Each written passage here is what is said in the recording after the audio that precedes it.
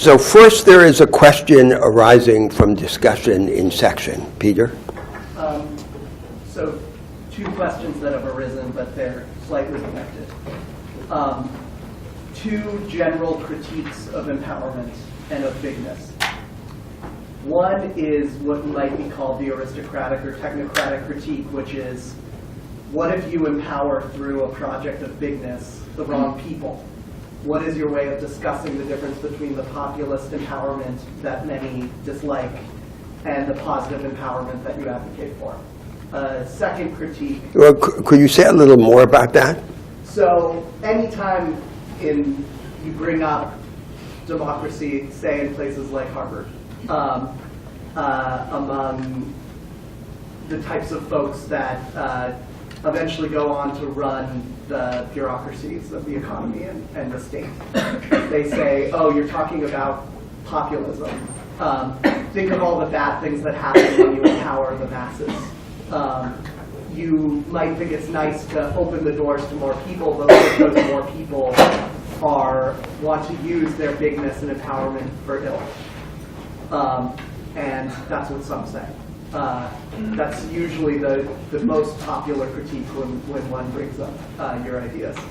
A second is what might be called the conservative critique, which is that as we each become more empowered, and we can change our relationship to anything. We can change our relationship to each other and to our traditions and our communities and eventually to the natural world and even our own nature. What's left, according to these conservatives, is isolated individuals, alone, empowered but listless, with no mediating institutions to protect them from the state because they've all been transcended and those contexts have all been smashed. So these seem to be what the standard left and right would say in response to, or the standard liberals and conservatives would say maybe in response to a project of realizing democracy. And I'd love to hear, and many in the section would love to hear your You mean the anti-democratic liberals? The anti-democratic liberals and the anti-democratic conservatives, yes. So the first argument, if I understand it correctly, isn't an argument narrowly against the position that I've developed here. It's an argument against democracy. Yes. And its supposition is that there's some class of people who have higher insight. That's why I call it the aristocratic. Yes, and are not, well, aristocratic, but you also called it liberal.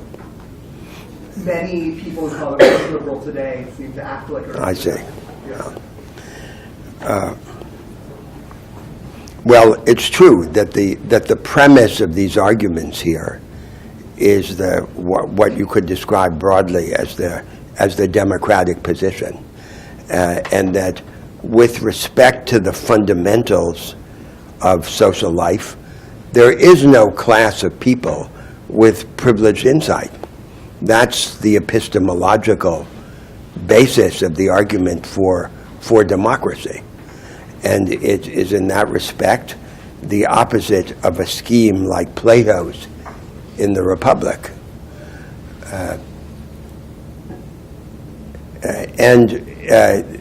The argument is developed by saying that the deficiencies of the people in political life can only be redressed through more political experience rather than through less political experience. That is, the more they are disempowered, the more they're diminished in their agency, the more dangerous they become.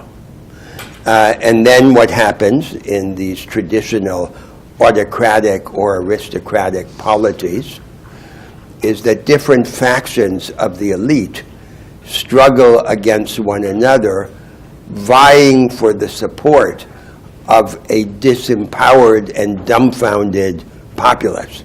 So that's history. And democracy, the democracies that have arisen in the last few centuries in the world, are a rebellion against that idea, a divergence from that idea.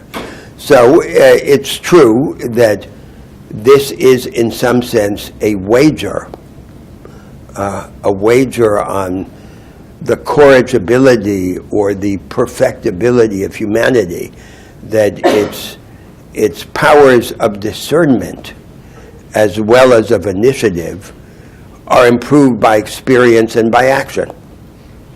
So that's the fundamental claim that underlies this argument. And with respect to that claim, the particular versions of the argument that I've developed here, the proposals, are the same as those of the democratic views in general. Now, it's interesting just to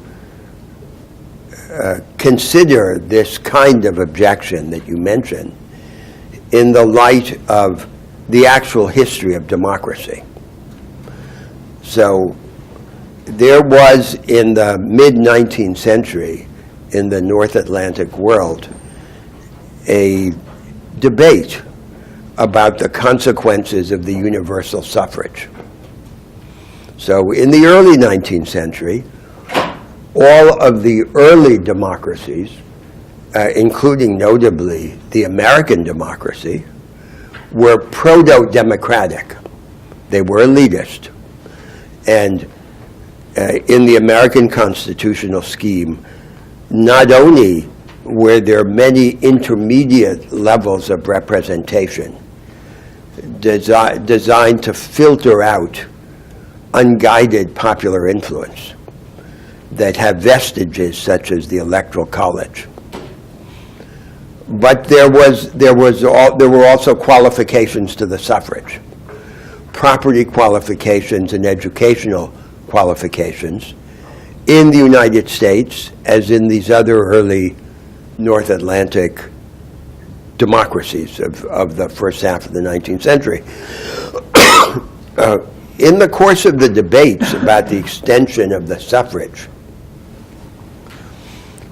the general view shared by the conservatives and by the progressives was that the extension of the suffrage would have revolutionary consequences, for better or for worse. And that if the working classes were given the vote, they would use the power of the vote radically to change the economic order. Now, as we know, retrospectively, things didn't turn out that way. And both the conservatives and the progressives turned out to be mistaken. So the suffrage was extended, and there was no revolution in the economic order. And so this is a cause for disturbance, which in a way is the opposite of the one that you mentioned, that the people can be given more power, and it cannot be enough to effectively change their capacity for agency.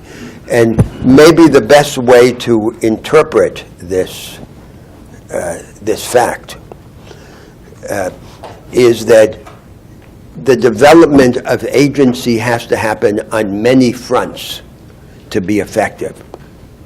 It can't happen simply in the political realm, narrowly conceived, unless that extension of agency in the political realm is reinforced by initiatives in education and in the organization of the economy.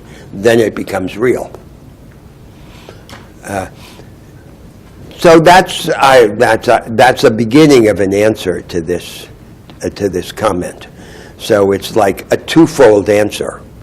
That one part of the answer is that what's at stake is the conviction that there is no class of people with special insight into the fundamentals.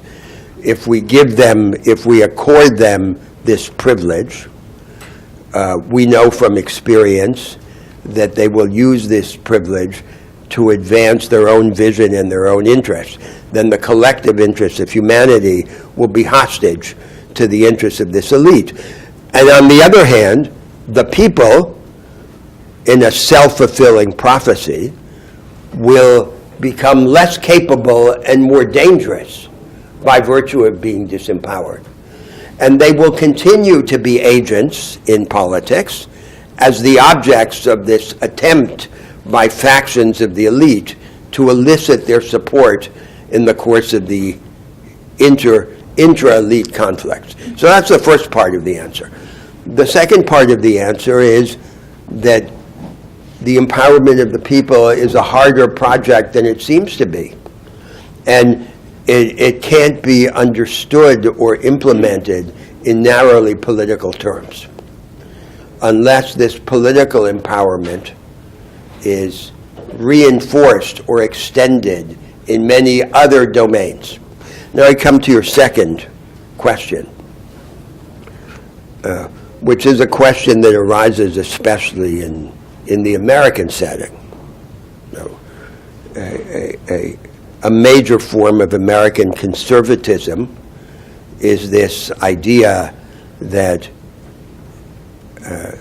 the solution to the ills of liberal individualism is the promotion of an intermediate level between the state and the individual, of voluntary association or community. It's a theme prefigured in Tocqueville's argument about the United States, and it has been prominent ever since in these debates. Now, there's several things to say. So, the first thing to say with respect to the position that I am developing here and to its assumptions is that my arguments are not the arguments of liberal individualism. So, an important part of the underlying conception of humanity is that we develop, each of us, only through connection with others. And that the idea of isolated self-construction, the idea that the individual is a little Napoleon who crowns himself, is, on this view, a dangerous illusion. So one of the central contradictions of self-construction is that we need the others to develop. We develop only through a wealth of connections. And the problem is that each of these connections may threaten us with subjugation or depersonalization. And the solution to this problem, generically, described in the most abstract terms, is to develop those forms of connection and cooperation that allow us to connect more, paying less in the price of subjugation or depersonalization. Those are the higher forms of cooperation. And in a sense, these ideas about alternative forms of the market and alternative forms of democracy that I'm exploring here should be understood as the economic and political instances of those higher forms of cooperation. So the background is not liberal individualism. The background is a rejection of the premise of liberal individualism. Now, this answer is incomplete because we still have to address on its own terms, to meet on its own terms, this conservative communitarian idea of the redemptive significance of voluntary association. And the threshold objection to that idea, as it is ordinarily stated by the conservative communitarians, is that voluntary association is no more self-defining than the market economy is self-defining. So the crucial question is, what is its institutional framework? And to what extent does it simply take for granted the established organization of the economy and of the state? Now, I mentioned in a recent class the corporatist communitarian ideas of the mid-20th century, as in the evolution of the social doctrine of the Catholic Church. So there the idea is we humanize the economic order and control or repress class conflict through communitarian loyalties.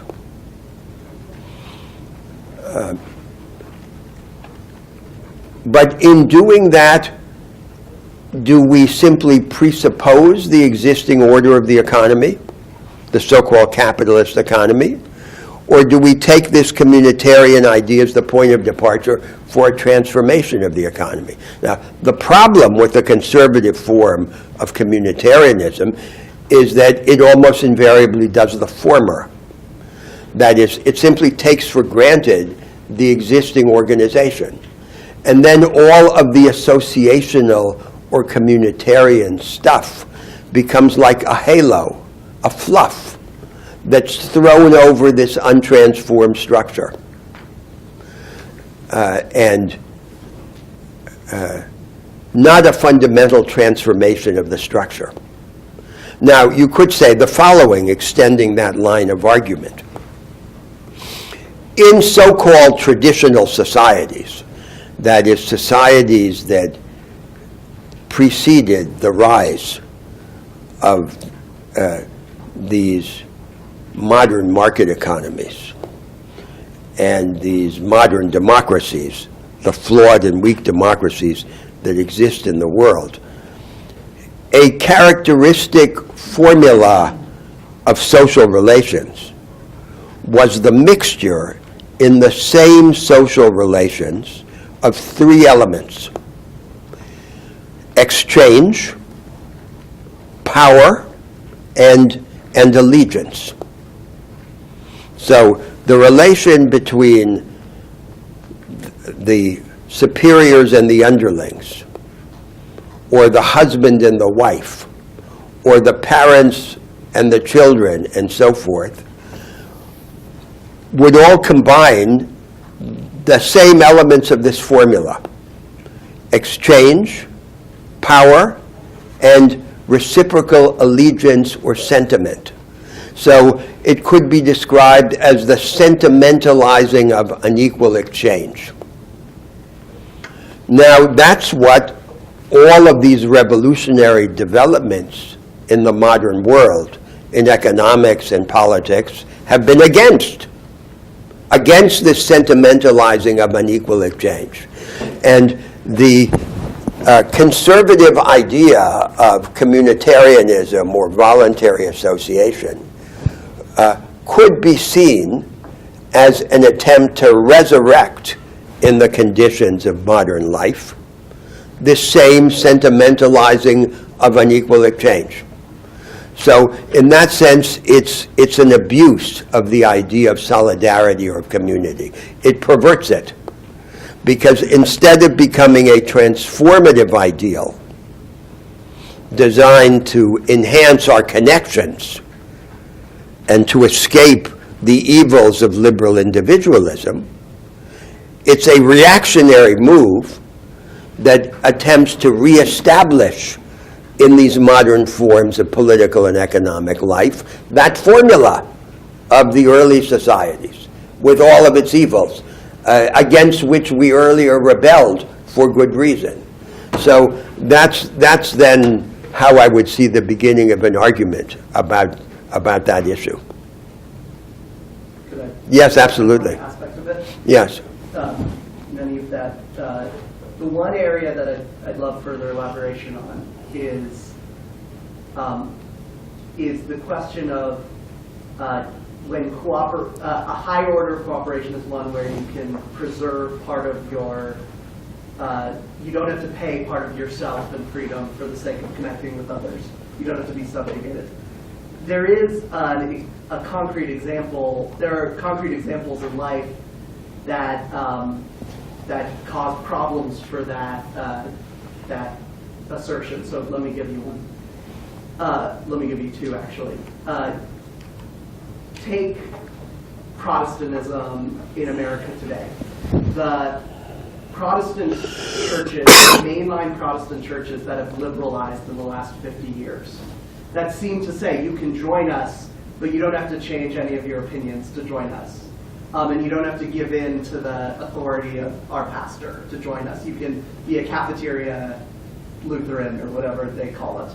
Those have shrunk, whereas the ones that have been more orthodox that say, please pay a large admission price at the door, Yes. have grown. Same Yes. study, another study is the example of the Marines versus the Army.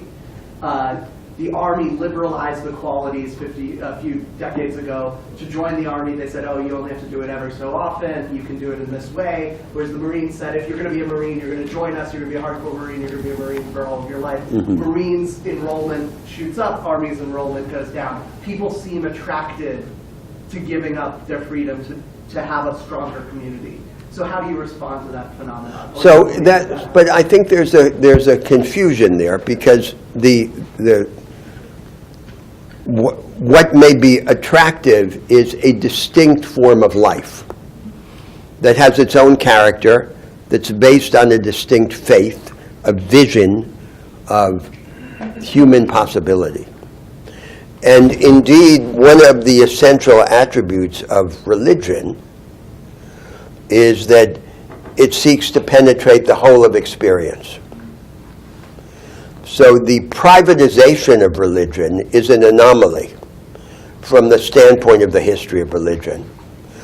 And in the history of these religions, an almost unique characteristic of the middle period in the history of Protestantism.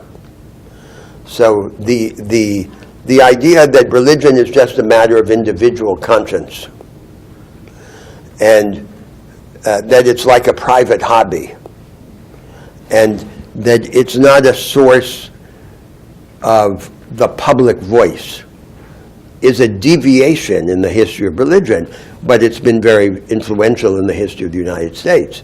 So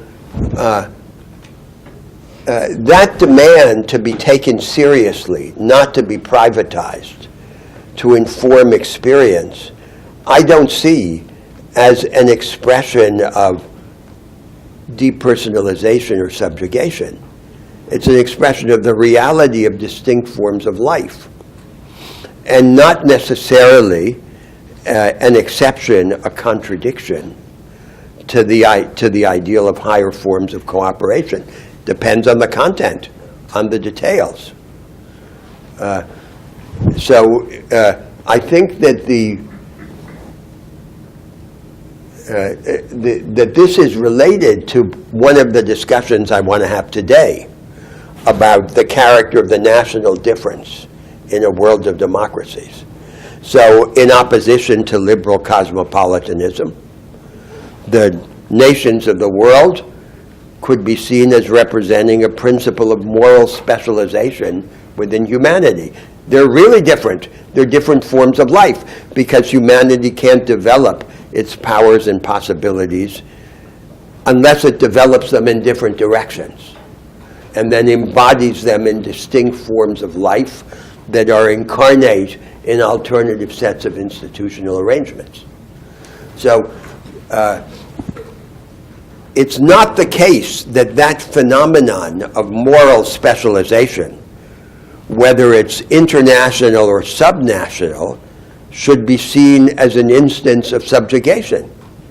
That's how we develop. Now, whether these particular forms are forms that subjugate or not depends on what they actually are. But it's not by virtue of the fact that they're distinct that they're subjugating. Because otherwise our idea would be that freedom, back to liberal individualism, that freedom is this rootless or empty idea of the individual existing apart from a social space. Yes?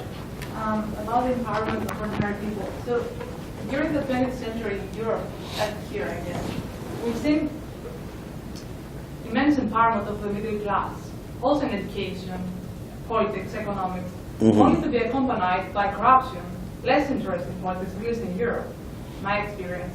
So we shouldn't underestimate the power of the system to preserve itself, or the current balance of powers, the current stakeholders, or the prior stakeholders. And maybe an explanation why is that, why that happened. Maybe because there was no revolution in the real ideas,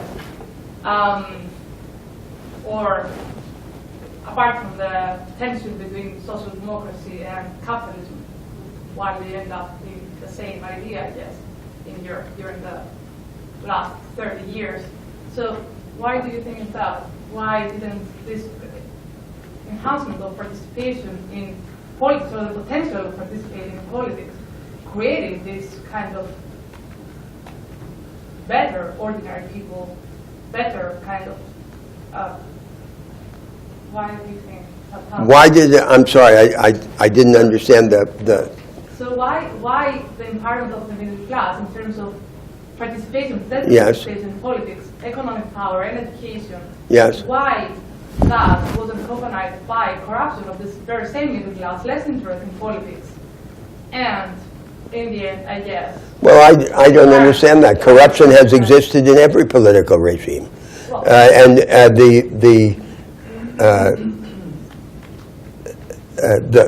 The fundamental question you raise is whether the quality of discernment and of initiative and of agency of the people as the result of the experience of democracy is overall higher than it was before the advance of democracy.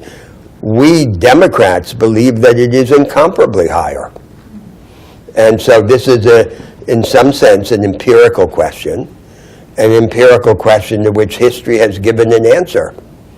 There's no comparison between the level of consciousness and ability and insight of the general working class population in the autocratic and aristocratic societies of, say, the 17th century and what it is now.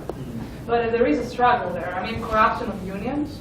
So there is a kind of. But I don't understand. Yes, I don't understand the point about corruption. Corruption,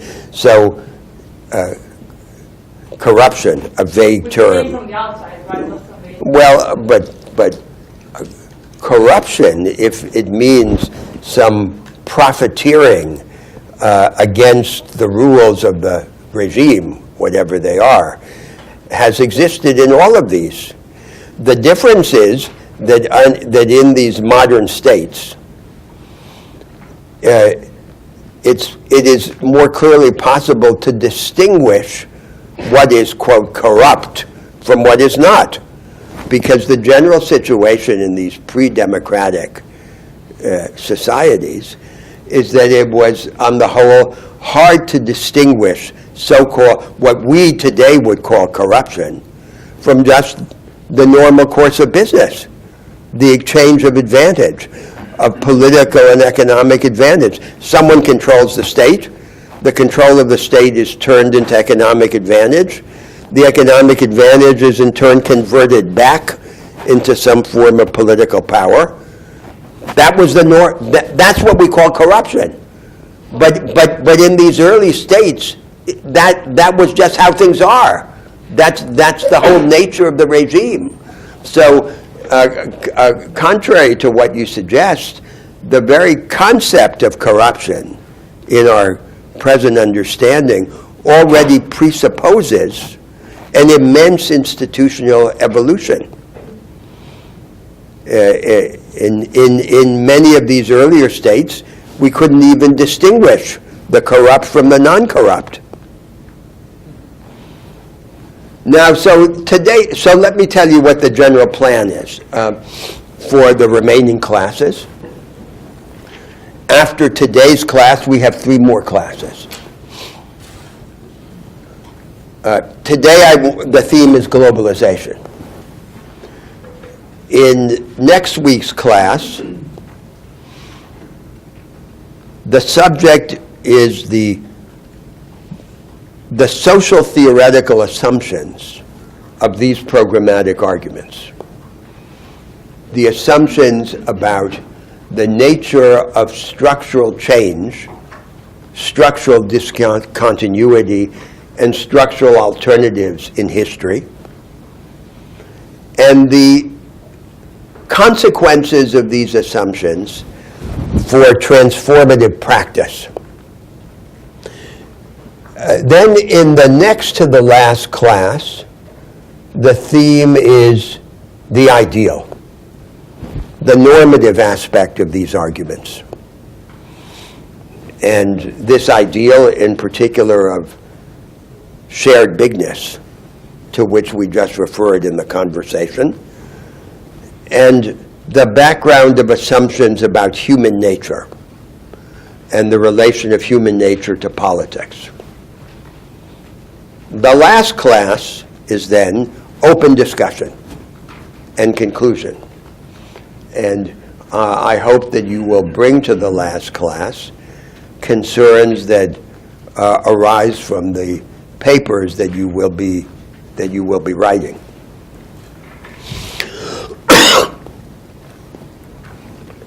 So in today's discussion of globalization, I want to proceed in 3 steps.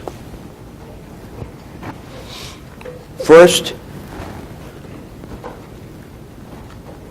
the relation between the arguments about national alternatives that have occupied us so far in the course and the arguments about alternative forms of globalization. The present form of globalization as a constraint and the alternatives to this present form of globalization. That's the first theme. The second theme is the procedure, the mechanism, the process by which, in the most general terms, we might hope to reshape this present form of globalization. And the third theme, if there is time to pursue it, would be to return to earlier discussions we had in the course about the more general problem in the background of globalization, which is the division of humanity into distinct states and distinct forms of life, and the idea of the national difference in the world as a form of moral specialization within humanity. Now, there is a central conception that pervades these 3 subjects that I hope to address. And the central conception is that globalization is not there on a take-it-or-leave-it basis. Just as with respect to the market economy, we don't need simply to ask whether we want more market or less market, but what kind of market. So too, with respect to globalization, we shouldn't allow ourselves to be restricted to the question more globalization or less globalization, but rather accord priority to the question which globalization. And there is a crucial relation between the development of national alternatives and the development of alternative globalizations. But according to the view that I want to defend in the second step of this argument, the step about the procedure of change, these 2 debates are not at the same level, because the alternative globalizations must on the whole be driven by national alternatives. The main energy must come from below. And the main space of transformative action and conflict remains today the nation state. Now, then first, let's begin with this question of the distinctive content of the present form of globalization and the extent to which it is constraint or opportunity.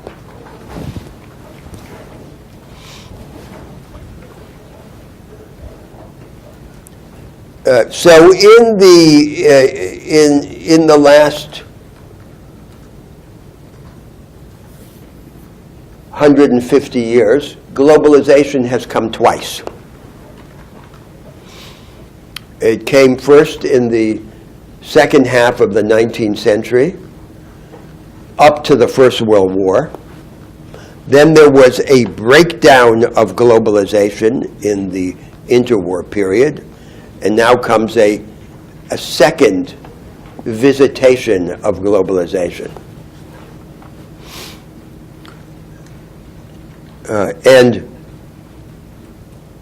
These two episodes of globalization,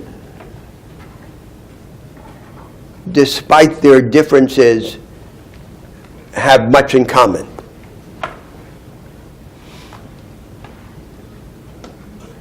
So they were both episodes in which the development of a global order, of a world order, took place under the aegis of a doctrine of institutional convergence, of convergence of the major states of the world to the same set of best institutions and practices.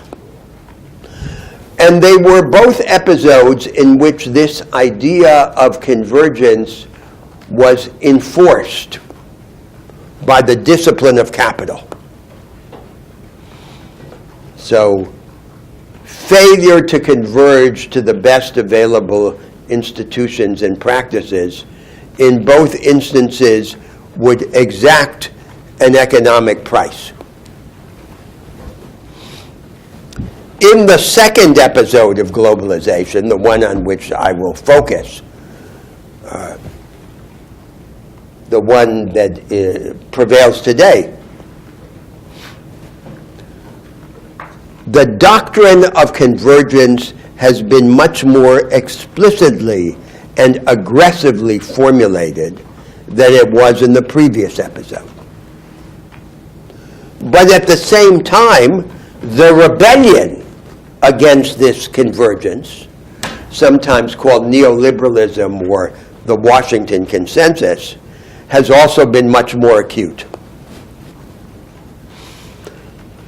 Now, globalization has become a catch-all alibi for national surrender. So when the politicians in control of a particular country want an excuse for not being able to deviate from the ascendant institutional formula in the world, they claim that their hands are tied by globalization. But this is, to a very large extent, a pretext. So two things seem to be true at the same time. They don't contradict each other, even though they are in tension. On the one hand, the present form of globalization does impose constraints. But on the other hand, these constraints are very loose, and much looser than those who invoke this alibi of surrender seem to believe.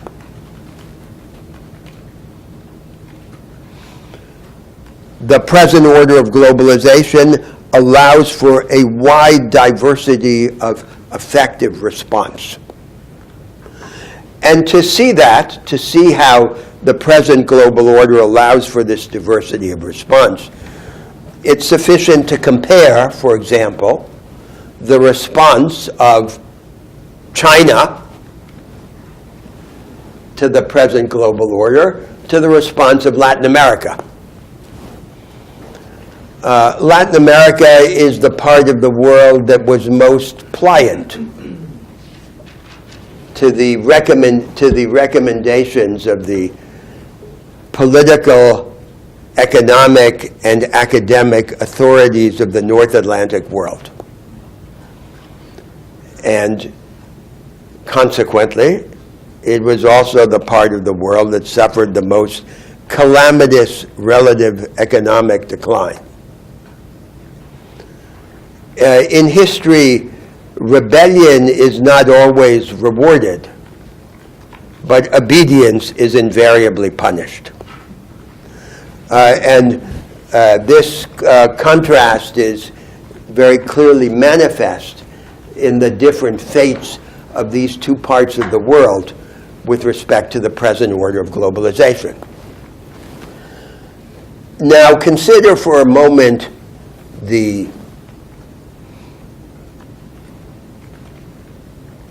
instrument by which the Latin Americans tied their hands and delivered themselves to the present form of globalization. It was a particular syndrome. And it could be regarded, this Latin American syndrome, as a functional equivalent to the 19th century gold standard. The earlier episode of globalization took place under the aegis of the gold standard. The monetary base being dependent on gold. The Polish economist Kalecki said very insightfully that the 19th century gold standard, that the significance of the 19th century gold standard was to make the level of economic activity depend on the level of business confidence. So financial confidence through the operation of the gold standard was crucial to the level of economic activity. Now this syndrome, this Latin American syndrome that I'm about to describe, was a functional equivalent to the gold standard in the performance of this role that Kalecki described. One of its elements was acquiescence in a very low level of domestic saving, both public and private, and consequent dependence on foreign capital. So there were certain exceptions in Latin America. For example, Chile achieved a relatively higher level of national saving through certain institutional innovations, for example, in its pension system. The second component related to this first was an openness of the capital account, of capital flows, to make possible this dependence on foreign capital. And the third was penetration of the commanding heights of the national economy by foreign capital. So if, for example, we contrast to China, or more generally to the East Asian tiger economies, what they did in the early stages of their development was to allow loan capital, but not the control of major productive assets by foreign capital. They allowed this penetration of the production system only much later, when they were stronger and more independent. Whereas the Latin Americans allowed their production system to be penetrated from the outset. And in particular, the intermediate stages of production. So, for example, the state industries might produce basic components of production like steel, but the transformation of these components into consumer goods would then be controlled by foreign multinational businesses. Now, the effect of this syndrome that I've just described was to tie the hands of national governments and make the national governments dependent on foreign capital, and especially on foreign finance capital. But this dependence, rather than being seen as a problem, was seen as a solution. Because the tying of the hands of the national governments was supposed to prevent them from embarking on a populist and nationalist adventurism. And the result was to inhibit the possibility of rebellion, of in the formulation of a national development strategy. So the basic initial claim that I'm making is that the global order has a particular structure, and this structure does impose constraints, but the constraints can be responded to in different ways, as the comparison of China with Latin America demonstrates. And that therefore the appeal to globalization as a catch-all alibi for surrender is groundless. Now, what then is the content of this global order? How are we to understand its distinctive configuration today? Insofar as there is a plan for the global order, a crucial element of the plan are the institutions established in the aftermath of the Second World War. The United Nations system and the Bretton Woods institutions. On the whole, they can be judged to have been a failure. So we consider, for example, the United Nations system. It doesn't work, right? The General Assembly is like a debating club premised on the Westphalian fiction of the equality, the juridical equality of states. Vast states and tiny pseudo-states that are all treated as if they were the same.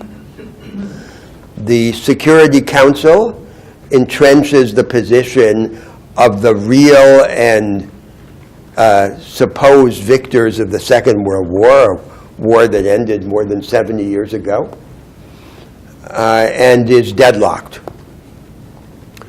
So, to the extent that the United Nations system has worked or worked, what works best is a kind of aside in which it becomes a framework for coalitions of states, as in the climate agreements. So that wasn't even part of the original design. But that's the only part of it that's worked. And in general, you could say that what has worked has been this idea of the coalitions of the willing, coalitions of states, and in particular, 3 types of coalitions. So, first there are special purpose coalitions to deal with issues like the climate change problem. Then there are similar state coalitions, states that are drawn together by a common agenda resulting from a similar function in the state system of the world, like the G20 or the G7 or the BRICS movement. And then finally, there are regional coalitions, like the African Union, or most notably, the most successful, the European Union.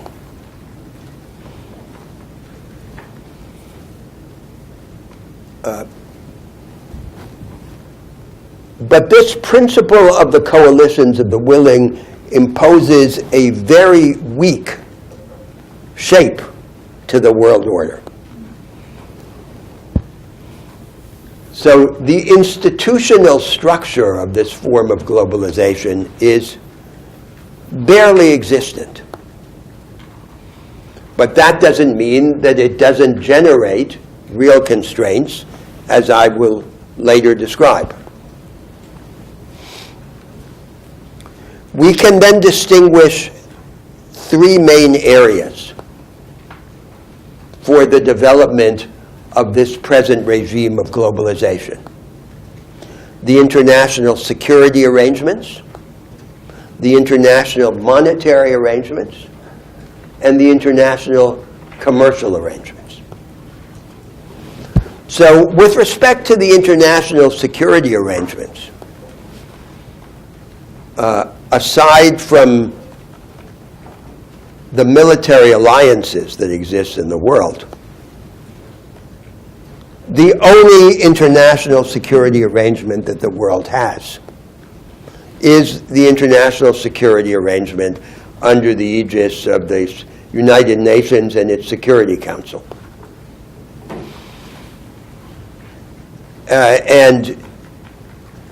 It does not work, but it does not work in a particular fashion, which is this.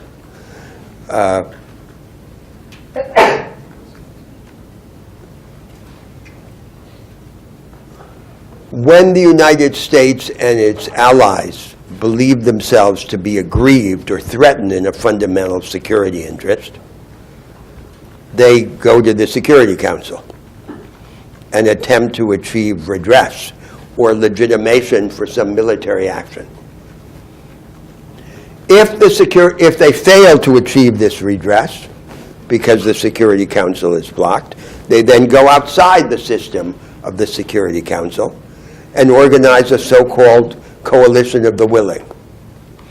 So then the official system is like a balloon, which is sometimes filled with air and sometimes emptied of air.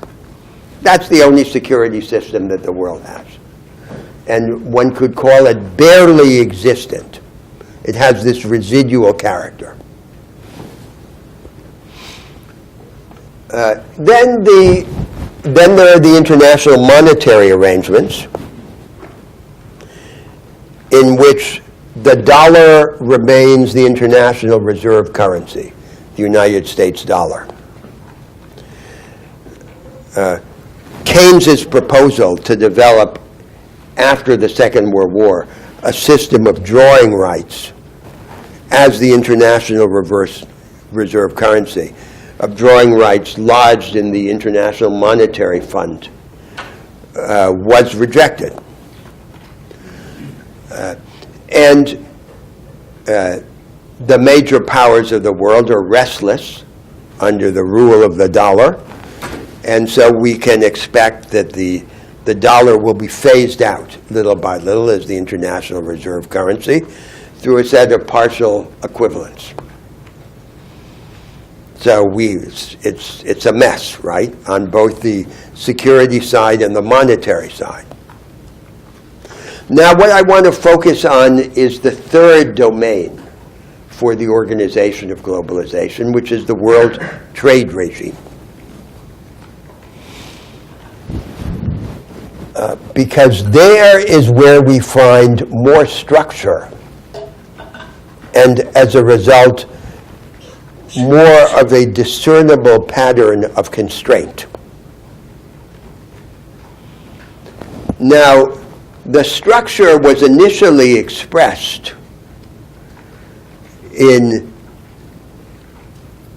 multilateral treaties, and especially more recently under the aegis of the WTO, the World Trading Organization. But as the WTO has been emptied out, the main seat of the structure has become regional trade pacts, such as notably the Transatlantic Trade Partnership and the Trans-Pacific Trade Partnership. The form of the world trade system that has evolved under these arrangements, the multilateral arrangements and then the regional arrangements, is commanded by three generative principles.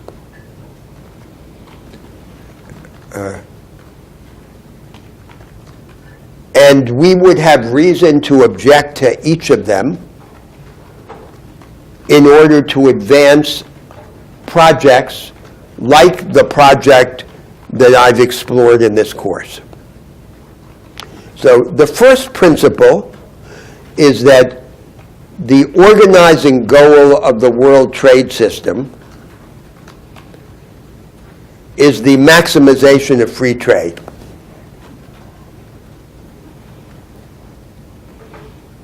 But one might think that the maximization of free trade should not be the goal. The goal should be the coexistence of alternative development strategies and of alternative experiences of civilization within a world economy that gradually becomes more open.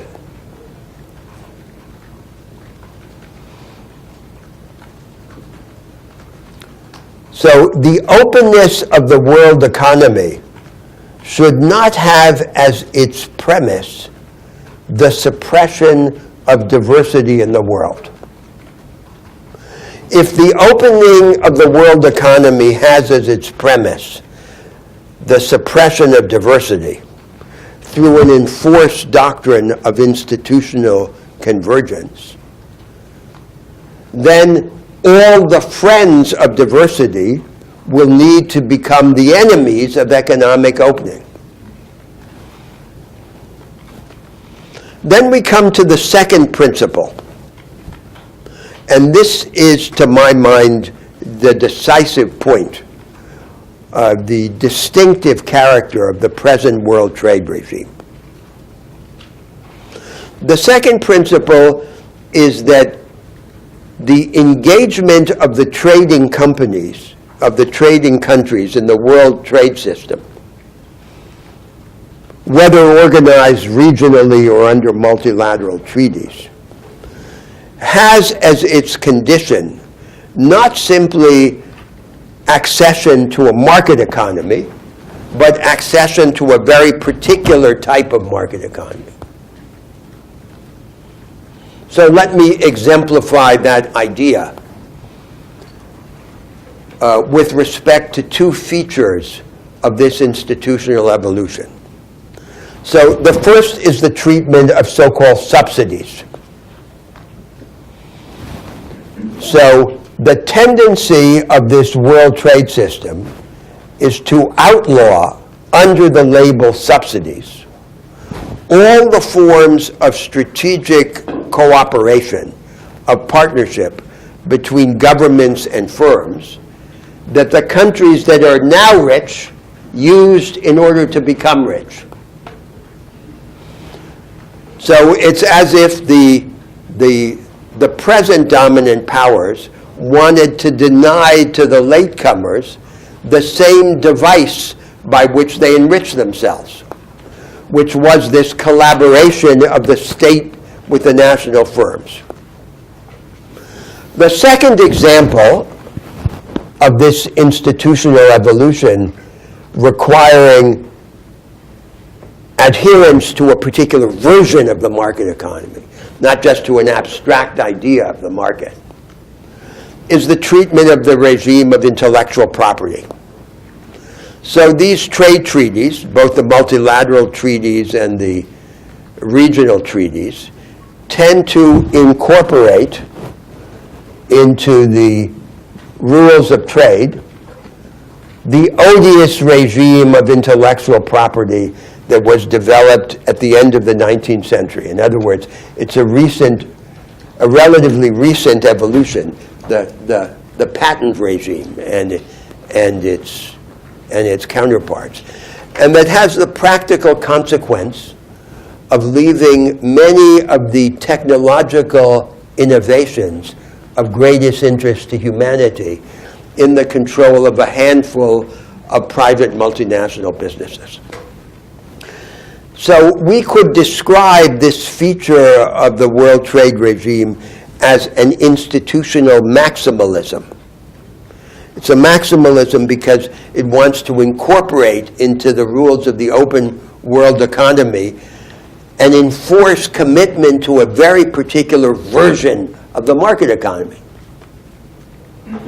Now, we know for a fact that this institutional maximalism is not an indispensable feature of the development of economic openness in the world. We know it for a fact because the regime that preceded the regime of the WTO, which was the regime of the GATT, the General Agreement on Tariffs and Trade, was characterized by an institutional minimalism.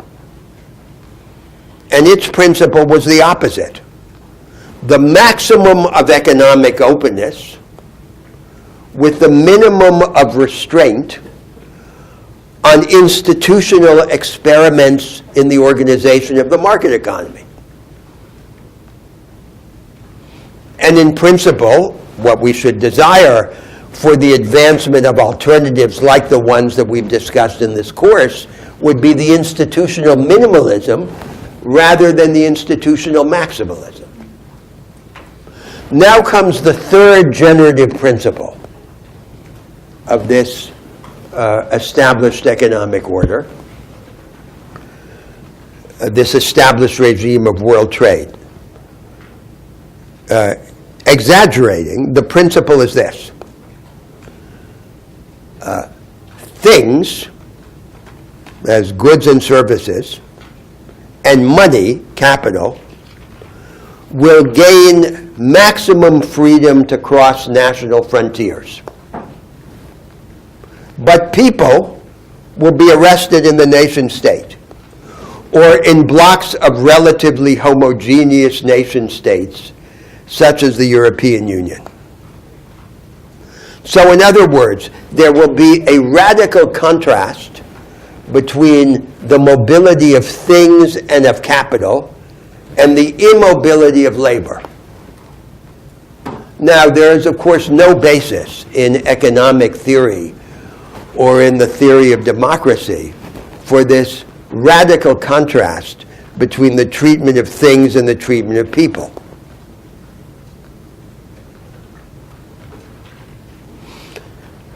And in principle, the alternative would be, the alternative third principle, in an alternative world trade regime, that things, capital, and people would gain freedom together in small cumulative steps. Now, if you just focus, there are two ways to approach, fundamentally, the momentous issue of labor mobility. First, there's the issue of its consequences for equalization in the world, for the diminishment of inequality among countries. And I make the following claim, that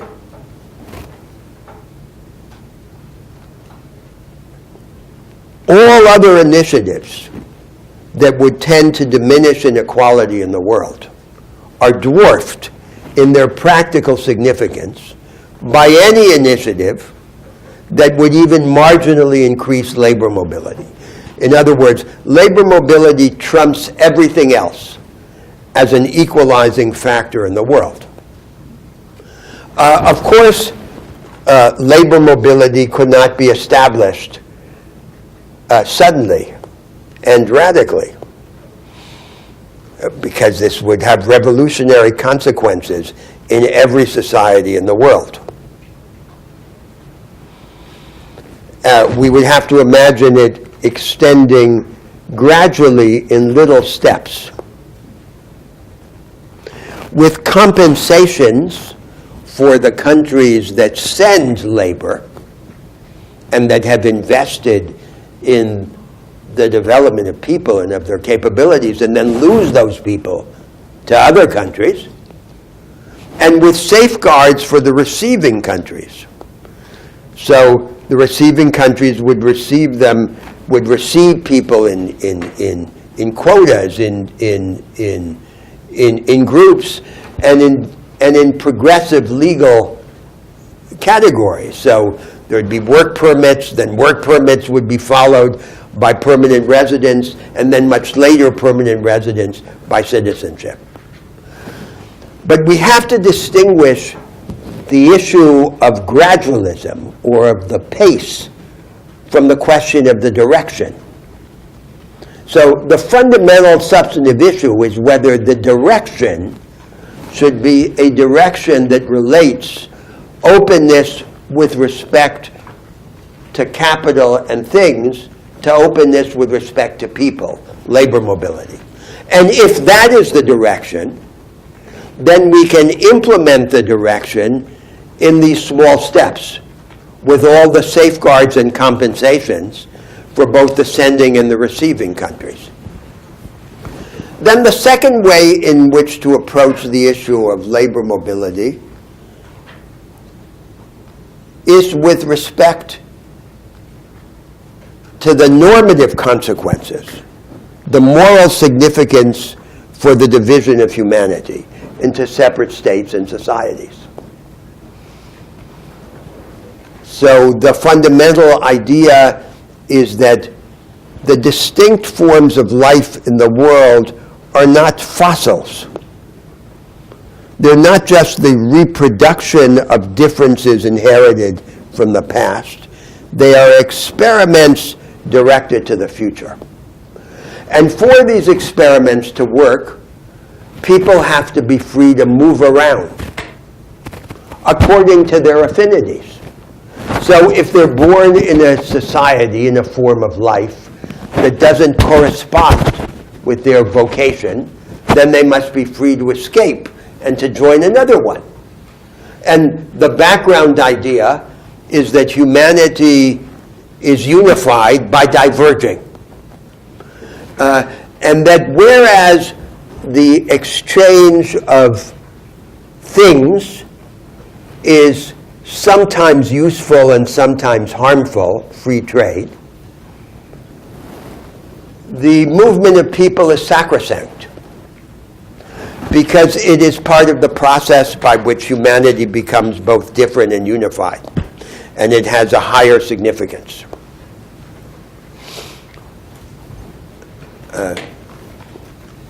So now I've distinguished along three lines two directions of globalization. So I've characterized the present direction, and I've described by contrast another direction. One might add to these three principles a fourth principle, and the fourth principle has to do with the status of labor. So the question is, will the world economy become open on the basis of free labor or of some form of servitude? So the different countries of the world have to be able to compete with respect to the wage, to different returns to labor, but the condition of an open world economy would be that in this open world economy, labor be free and become increasingly free. And on the views that I've argued for in this course, that should mean not just the ascendancy of contractual wage labor, but the opportunity for wage labor to be superseded over time by the combination of the higher forms of free labor, self-employment and cooperation.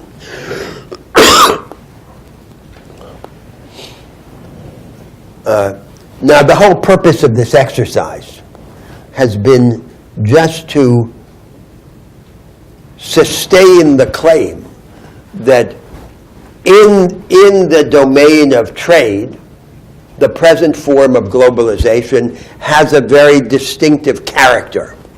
It has a certain institutional logic defined by these three principles that I described. And it's because it has this logic that it imposes certain constraints. And then if we want to develop an alternative like the one that I've been exploring here in the course, then we would want to change this organization of world trade. But the energy would have to come from below. So let me stop there and ask first for your engagement with this argument. which the basic point has been that globalization is not something diaphanous. It has a structure. There's a particular form of globalization. With respect to the security arrangements and the monetary arrangements, it has almost no structure. But with respect to the trade arrangements, it does have a structure. And the structure can be described, as I attempted to do, and once we describe it, we see that we might have reason to resist it and to replace it in a certain way. But the reason would have to come from below in the pursuit of these alternative national projects. Yes? So, I get what you say, and I want to emphasize something that troubles me a lot when I think of it. A little louder, please. I would like to emphasize a thing that troubles me a lot. Yes. So, the reason that the only real shape of the globalization is the trade agreements, Yes. because someone organized something. Like the UN Security Council, they couldn't even change the forum when they tried to do it to be a little more relevant to the current situation in the world. Because Brazil and Argentina didn't agree between themselves who's going to be the South American representative. You know, that kind of petty politics. So when you look at it, in order to build another kind of globalization that I'm in favor, it will need to be a great organizing mechanism that should be upon us. Because in the end, you can say whatever you want on capitalists, but to make a trade deal with 180 partners and the multinational cooperation, it's a large work of negotiation, of agreeing, of going to several governments. And this is not a task that socialists take upon themselves. When I look today on the institutions that should help us deliver the new globalization, I see a desert. Or, like you say, a shrunken Marxian, like Yes. a fossil. So, how But- can we? Yes, but but let me just comment on one aspect of your observation. So the way you're speaking about it, it's as if these arrangements, these globalized arrangements, have to be discussed by the whole world and embodied in a multilateral regime.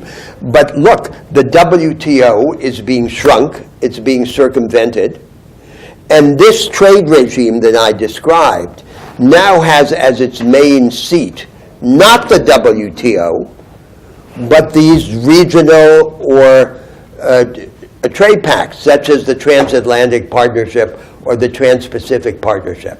So there's a powerful project that continues to live. If you compare what's being done in these pacts subsequent to the WTO with the WTO, what seems to be happening is that this logic that I've described of the three principles is being radicalized. So it's becoming even more like that than it was under the WTO. So it doesn't require this international organization to produce a very particular structure. In fact, one of the developments under these trade pacts, under these regional trade pacts, is the introduction of clauses that would immunize the corporations from political control, using, for example, arbitration proceedings that circumvent the judicial institutions. Yeah? So this is so it's deepening this structure and trying to shield it against political challenge. Okay, but what is, I get what you say, and I don't think that the whole world should, like, one day the United Nations will sit and from the sky they will descend, the white shot after what we saw. Yes. After 200 years. But I do ask myself, what is the international? Like Marx said, there is international. The socialist international, what it is today. Like it's like a joke. And I'm looking for the institution who will be the agent. Of course, it can be a partial institution that will be an agent of that change. And every time I see that the Chinese are building a bank, which is an alternative to the IMF, I say, there is a potential there. But I don't think that Xi Jinping has the same project that we are talking about. Yes. So when I look at Yes, absolutely. So this actually is exactly what I mentioned at the beginning of the class as the second theme that I had intended to discuss today, which is the theme of how we imagine the sequence of transformation. And so let me just say a word about that to present the general view that I wanted to discuss with you. So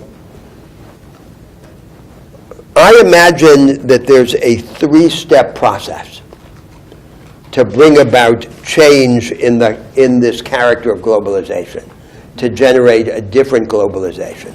So the first step is that down below, in the main theater of transformative action, which remains the nation state, there has to be strong national projects that hit against the limits imposed by this present global order.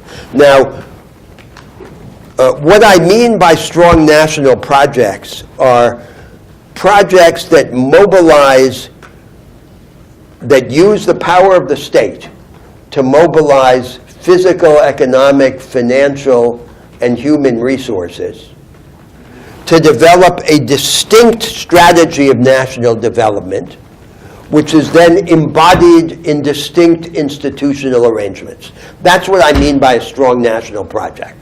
And a strong national project, by its nature, involves resistance, rebellion, to a doctrine of convergence sponsored by the great world powers. Insofar as the world powers are supporting an idea of enforced convergence. Now, just to clarify, the agenda that I've been exploring in the course, these progressive alternatives, I see as a subset of what I just called strong national projects. So it's a subset intended to address the work of the progressives, of the left. So it's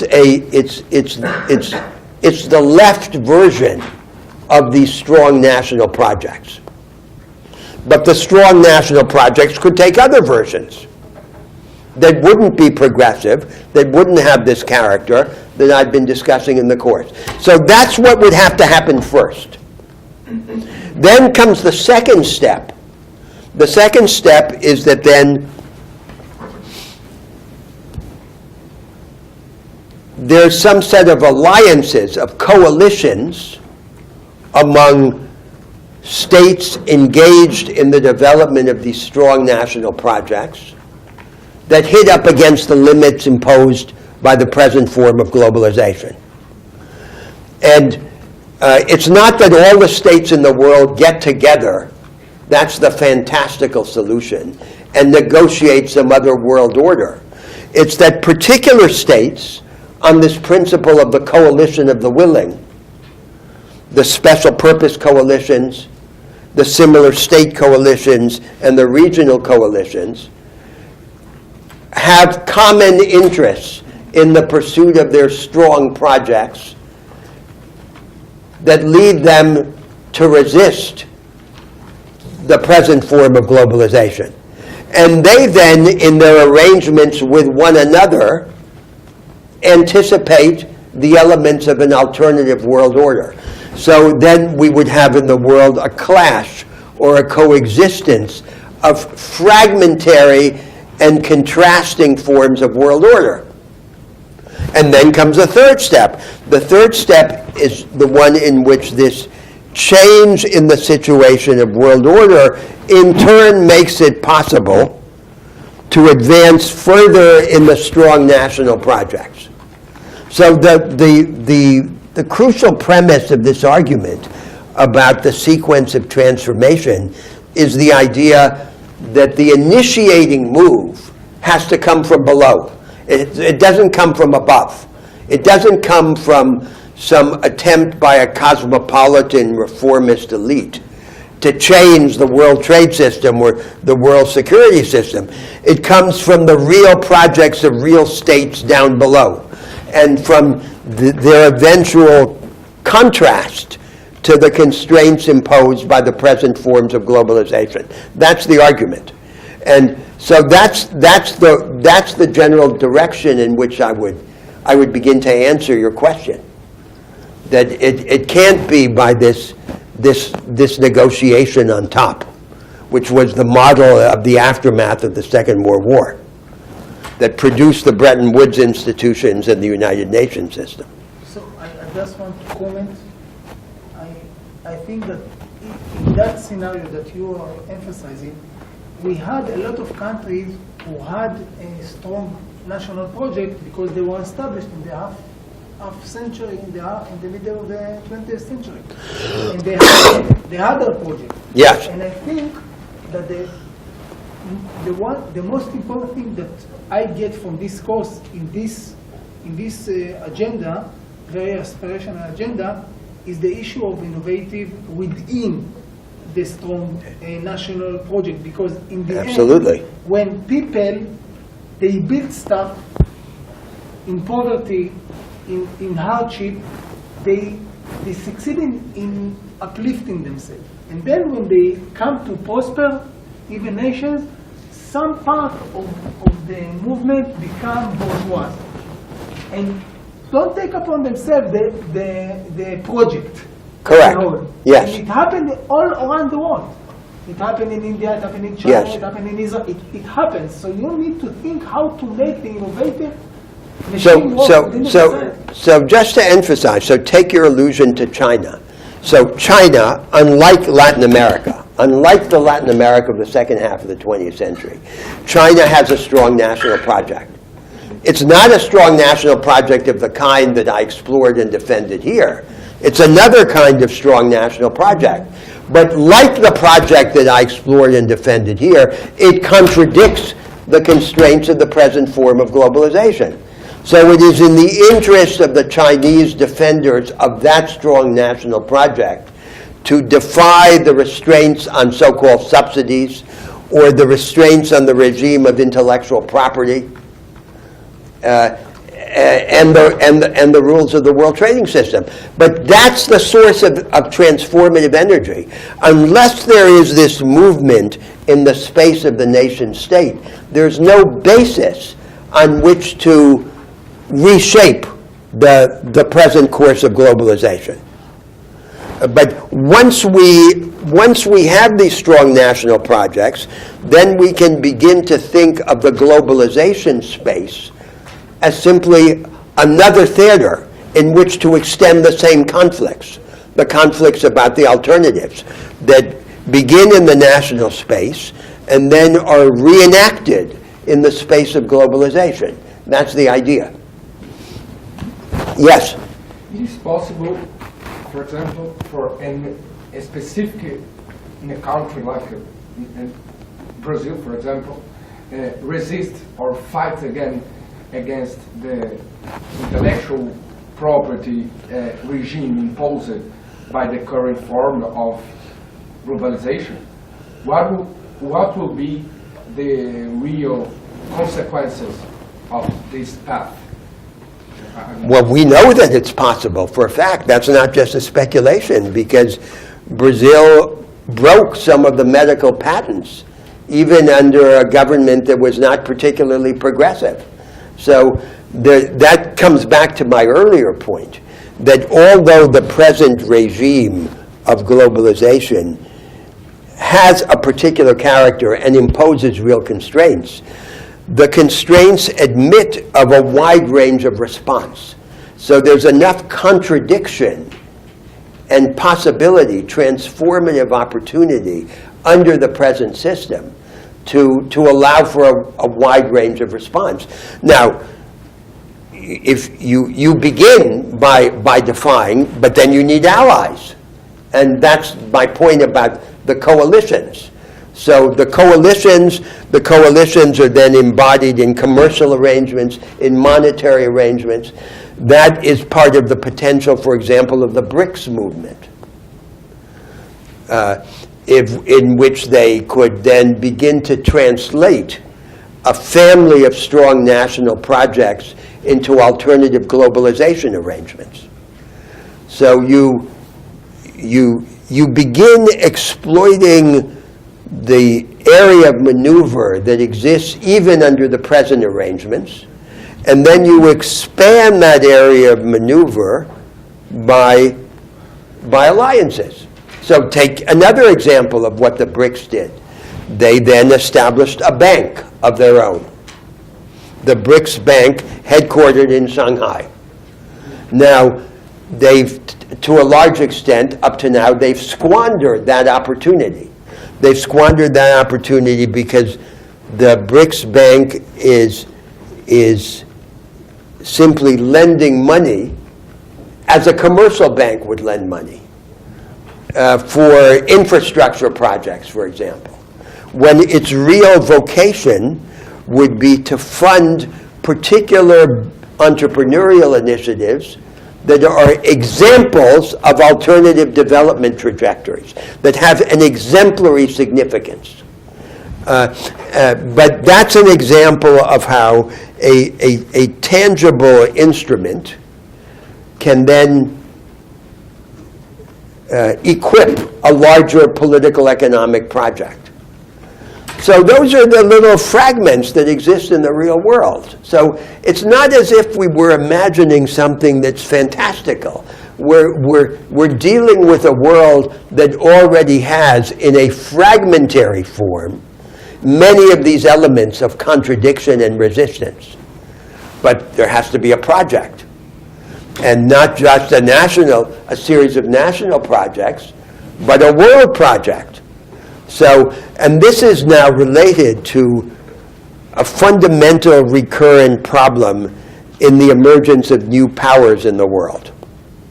So every new power in the world faces an ambivalence between seeking a more favored place within the present world order or being revisionist of that world order. That's what happens to every world power. The United States, when it emerged on the world scene, was a revisionist power.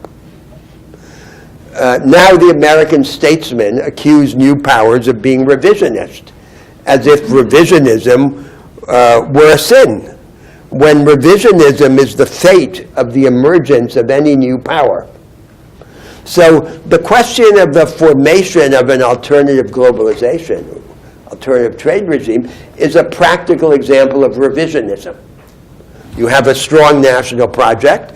The national project contradicts the present order, and then you have not only a national project, but you have an international project, a global project. The role of the global project is to create space for the national project. And it has to be pursued through alliances with other emergent and revisionist powers. Now, then one might think there would be in the interest of the progressives within the North Atlantic world to make common cause with these revisionists in the rest of the world. But that would require a yet higher level of insight and ambition. Yes?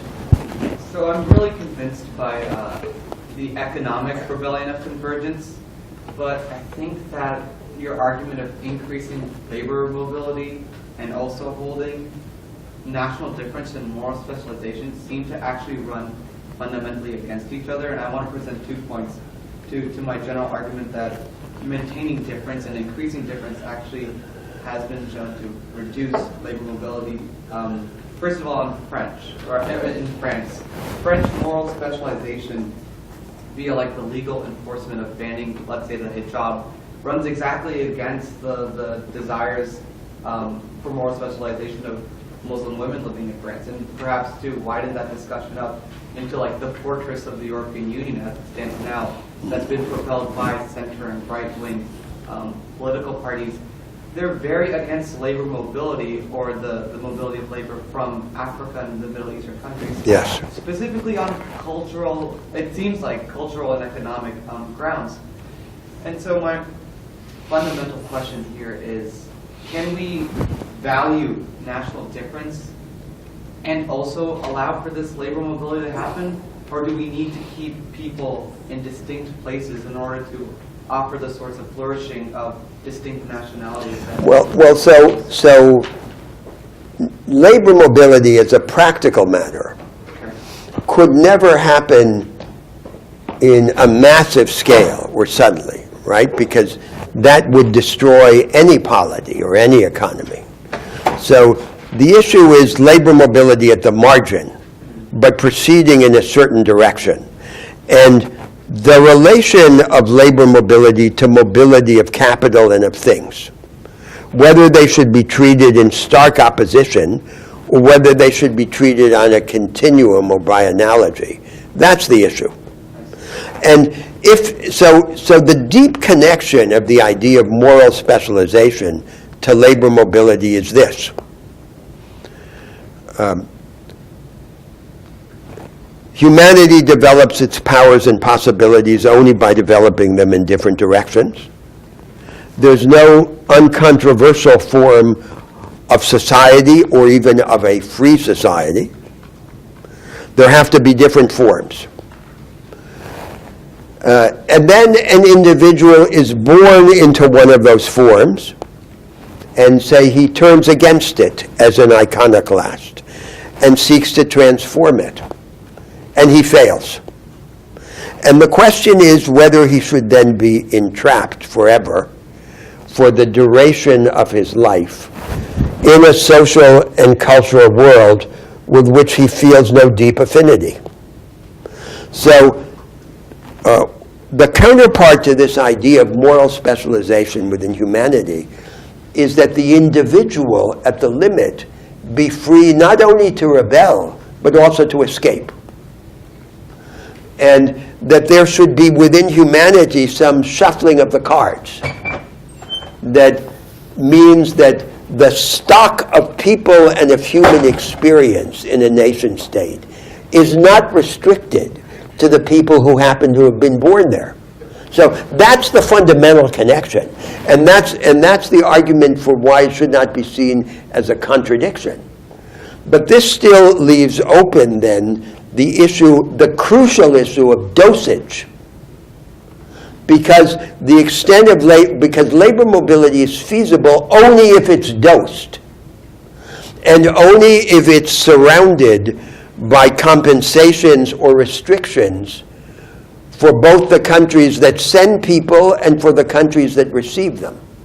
But what I want to do in this argument is keep separate the question of direction from the question of dosage. Yes? I think your exposition of the current situation is very powerful and eloquent.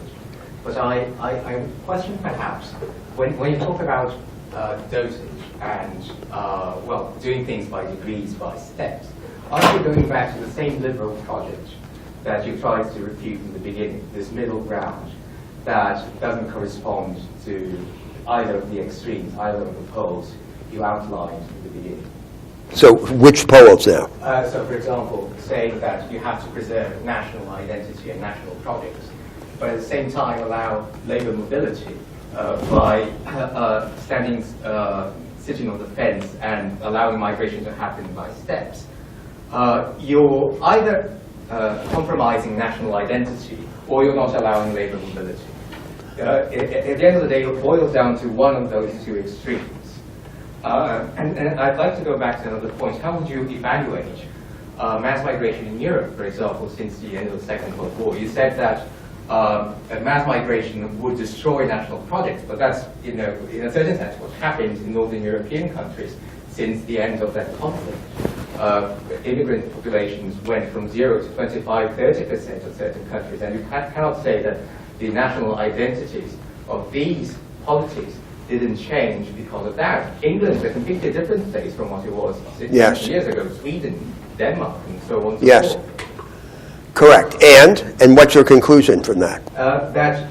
You're trying to overcome liberalism, but at the end of the day, you go back to liberalism in your solution. No, but put aside the question of me, of what I'm saying. What is your view of this? My view is that it's inescapable. You have to make a choice. It's either preserving national identity or allowing the cosmopolitans to have... Yes. So let me explain why I don't see this as a contradiction again, pursuing this conversation. And this brings me to what I had intended as the third theme for today's discussion, which is to revisit the conversation we had in an earlier class about the nature of the national difference in the world. So let me again lay out the premises of this view so that it's clear.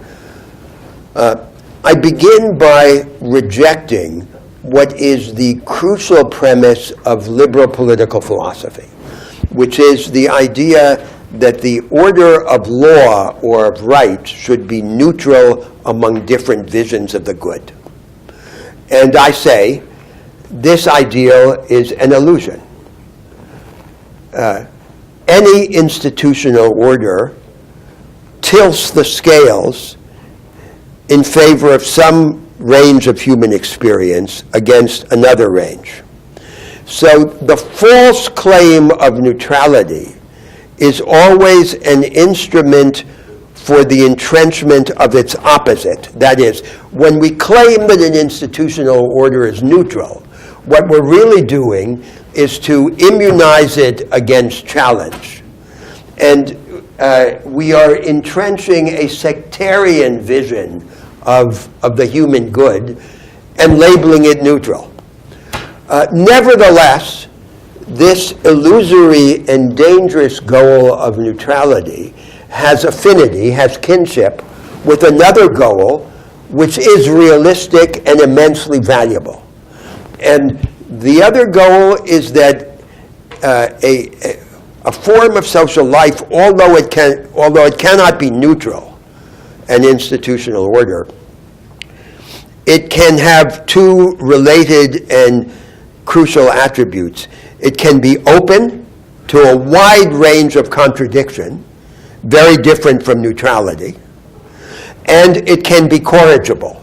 That is, it can have arrangements that allow it to be challenged and changed from within.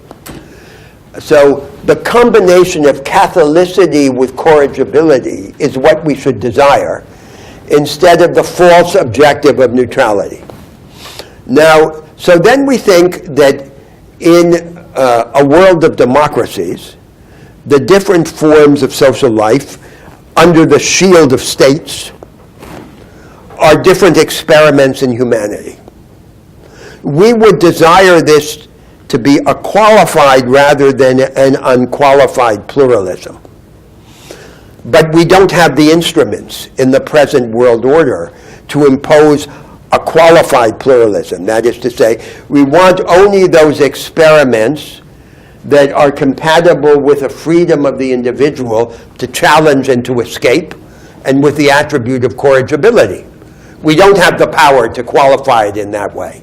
So we have to hope that the dialectic within humanity of these strong national projects may in the future evolve in that direction. Now then, against the background of this view, I make the next step, and that brings me closer to being able to answer your challenge. So the next step is that we imagine then that the national difference in the world can be put on a spectrum in which at one pole of the spectrum is the idea of a tribal homogeneity. And there's a similarity of experience and even based on consanguinity. So we imagine that the nation is like a family of families. It has a quasi-biological nature. And that's expressed in similarity, physical similarity, as well as cultural similarity. That's one pole of the spectrum. And on this view, it's an inferior pole. That's what we seek to transcend. And at the other pole of the spectrum is the idea of moral specialization.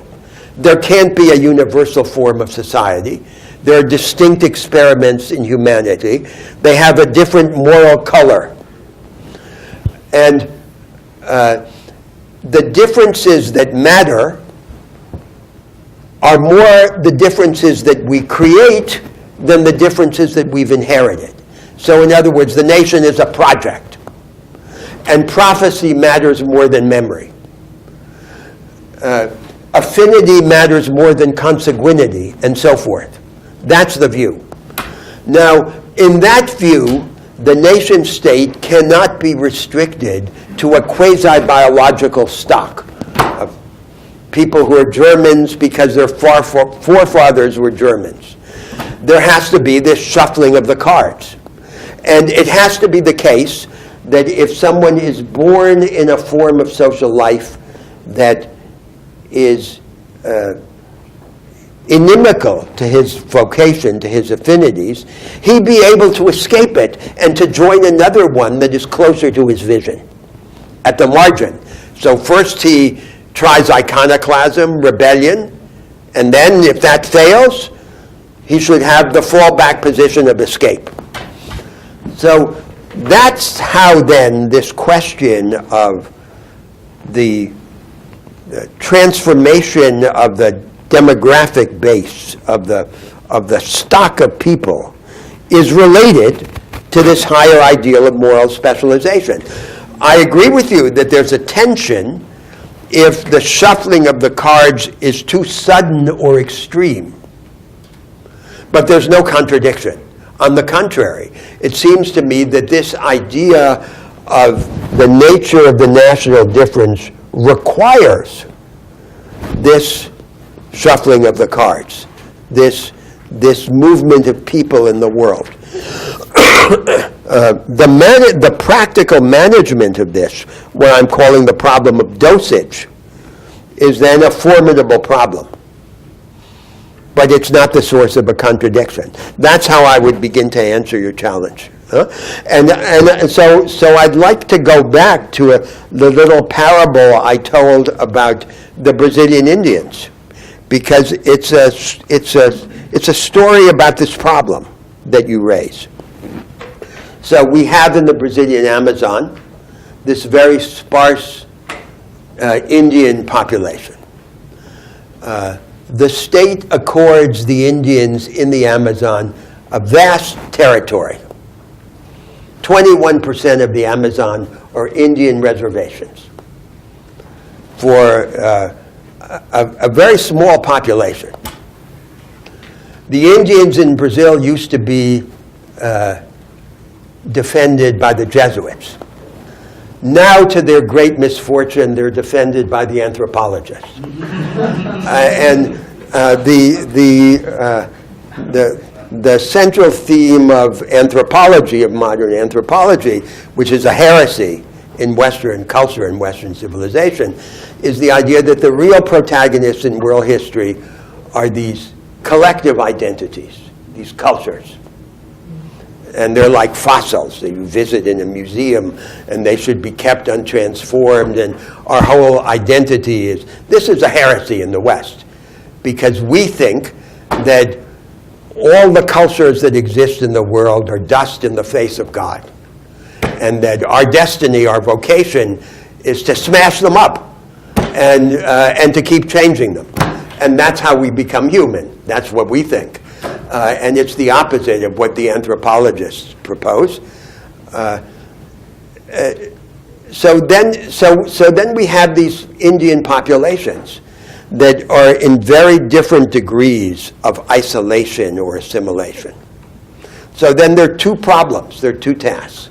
So it's not enough to give them land. That's what the state does. It gives them land, but it doesn't give them educational or economic opportunity. So they're sinking into depression, into alcoholism, in a situation of moral and social disintegration. We have to provide them with economic and educational opportunity. But we have to provide them with economic and educational opportunity in a way that doesn't predetermine their collective option to assimilate more or to assimilate less to Brazilian society.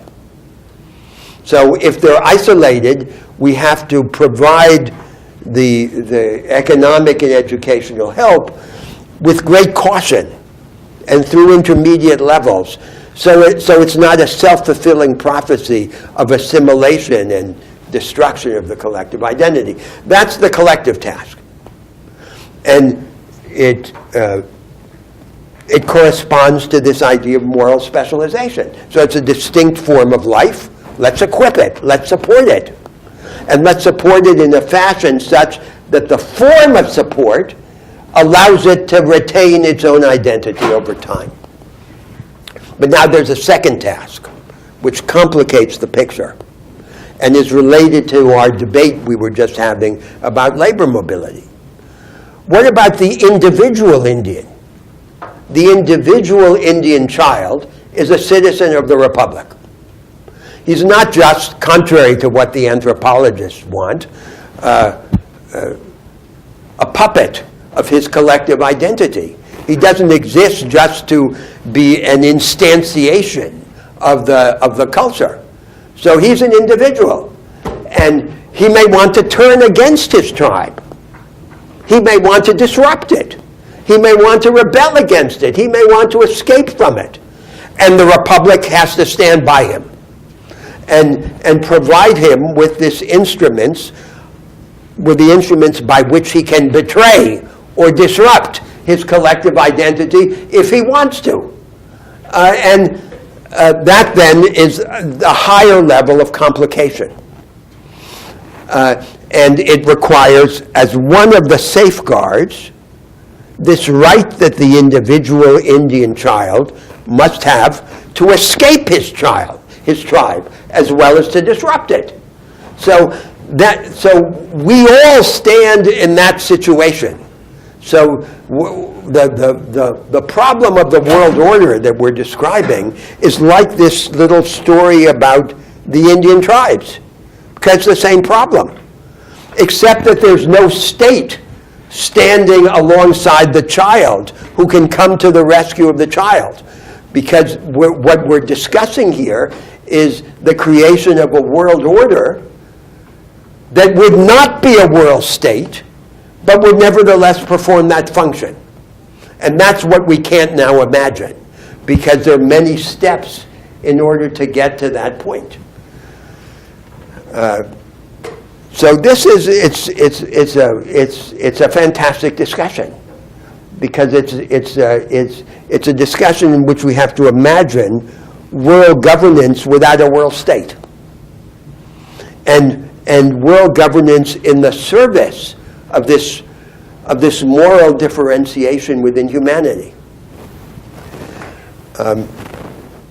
Well, we should, I will reserve some time at the beginning of the next class to continue this conversation if you want to, but then we'll go on to the theme of how to think about structural alternatives and the implications for a non-Marxist view of structural alternatives for our thinking about political agency.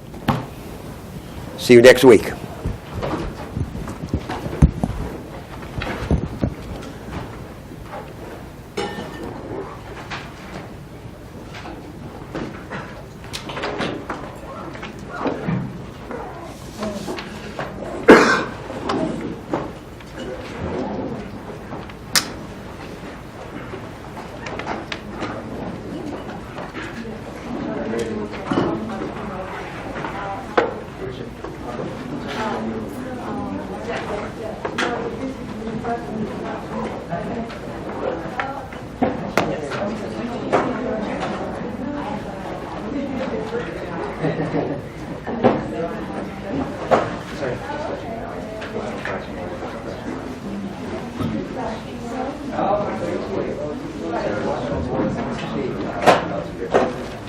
Right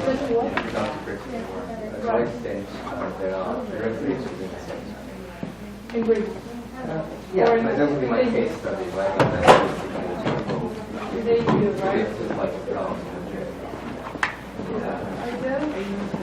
If you want to think of the very story of the Unger, you think of these countries, right? Or now we think of Greece. exactly, but I think of them people were left Yeah. not Britain as a country, but Yeah. people within the exactly. Where they are. Yeah. Yeah, Who would be your first one? probably David. Right, yes. Apartment. So enemy trials, anthropology, aspiration control. Yeah, anthropology. Oh, right, yeah. Yeah. What else? Oh, And Michael Michael from Cambridge will use that. Oh my gosh. what's the name of the guy? Michael Yeah, Yeah, I could refer to his name, I guess, but I can't do that. he's also I never, German. right. WAI. Yeah, no, I never applied to him. Real world orientation. Sometimes. Wow. Those first years. Yeah, that's very nice. Yeah, Very Right. nice. About starting In case you have any questions, while the writing to also discuss about tell me what I do, I guess. Oh boy. You know, one of those guys. Going to policy school. Going into policy. Getting another degree. Not doing it. I actually Career limiting. That's like, I can really bet grapple with a lot with this move to London. It's just harder to find what we can know. You know, like even Europe, when it's like legal policy, at least would have had some of law. It's a lot harder to legislation. Só uma questão de grave, você não mudou a você não fez preservando identidade. But I can't bring myself to do it yet. To be I know, like, I is it too late to go to work? I hate everything about it. They once told me to pretend like Seriously? yeah. They're like, you don't have to lie about it, but you can just not mention it or put it on it. And I was like, Oh my god, okay, maybe I won't make it. you're kidding me? Yeah, Yeah, they're truly awful. But no, you should go. You should go because you need to experience that yourself. And maybe Yeah. limited experience. I only had this one experience that was truly horrific, and then I never went back. Oh, So. but like career advisors are so dependent on the advisor. Hey ladies. Yeah. Well, that's my OPS. They didn't tell me why. They told me to not be truthful. They told me to not share information about myself, which is a big part of myself, which is that I sort of hard to believe Eu that. pergunto assim, se o cara quer, Yeah. Also, when it's like 4 years. ele vai fazer independentemente de você. Right, I mean, like, also you have to spend an extra year of your life this seemingly missing. E acontece, Here and tem there. um monte de I don't know, gente. it's ridiculous. They would tell me that. I couldn't believe it. As culturas são um pedaço